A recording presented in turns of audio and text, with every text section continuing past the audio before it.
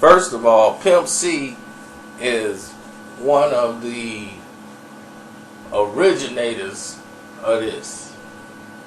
Him, Bun B, Scarface, Mike D, and all them. Mike Dean used to produce they rap. Man, this is that real South. You know, that Houston, Texas, 5th Ward type. You know, that was the real down South back then, you know, when it came to the rap game. Like ATL wasn't even in the room. Yeah, they were still doing country music. You know, before it started becoming Motown and all this stuff, you had these guys putting it down. You know, they was in there making it work. It was R&B-ish in Atlanta. They wasn't really into this gangsterness, you know, the pimpulation. You know, they wasn't on that yet. So anyway, rest in peace to Pimp C. You know, everybody felt that when he passed, you know, and it was a shock because it was something that you felt like, man, this didn't need to happen. But the way he rapped is the way he lived. You know, he lived that life to the fullest. And for him to see another rapper come along and was basically emulating him in a way, it was like, this guy's kind of like being me, but it was just a birth of these guys in Atlanta just popping up out of nowhere. Like they was trapping and they were getting it. There was a lot of these dudes popping up.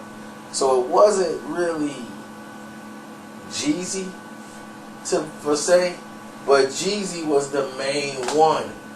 And he was the main fraud out of all of them.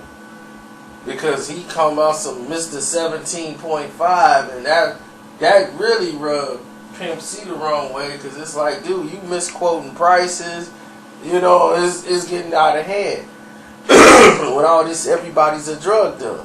Everybody started to feel that because most of this was done because of the lack of support Pimpulation got.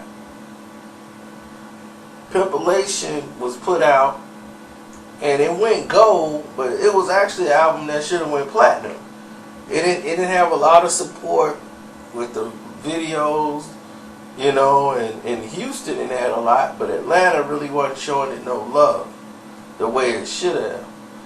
And this was part of, you know, it was supposed to be a celebration of Pimp C. You know, he coming home, he came with the DVD and all that. But the problem was, it just people was like, it's alright. And we got Jeezy, you know, and just blew him to the floor. And he's like, look, I'm real. This dude's fake. You know, basically, just this dude ain't what he talking about.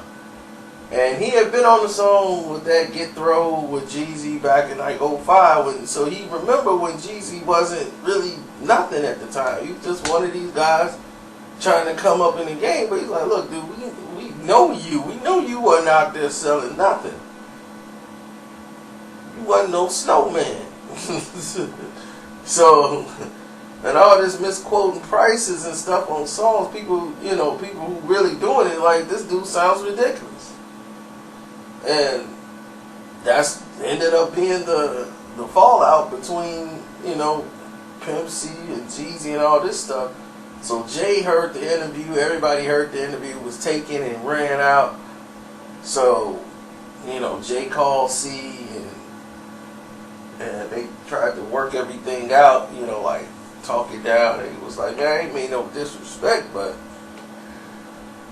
things out of hand. But Pimp C and Jay was always cool, you know. Jay used to love Pimp C, you know, because he basically saved Volume 3 with Big Pimpin'. When he came on the song, that was it, you know. So, and what happened was, Jay-Z went and did a whole nother verse, you know, like trying to really sell the single. So when they put the video out, it's different. The verse is different at the end. That's on the video version. But anyway, Big Pimpin' sold Volume 3 when Volume 3 stalled. Because the follow-up single they had didn't really do anything. And once that happened, they were like, look, we need to have another single here to come out and smash. And basically, Big Pimpin' just basically saved the album. Now, he calls Pimp C, they get a sit down, they talk everything out, and Jeezy never responded to Pimp C. Because one, you don't respond to Pimp C, and that's what some of these people don't understand. Like, he had so much rep in the game, like, that wasn't going to be the thing you do. Especially if you wasn't living that life. You don't talk to a man that was living that life. You know what I'm saying? Like that.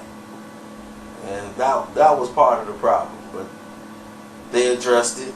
It got taken care of. And unfortunately, C passed away like a little bit after that.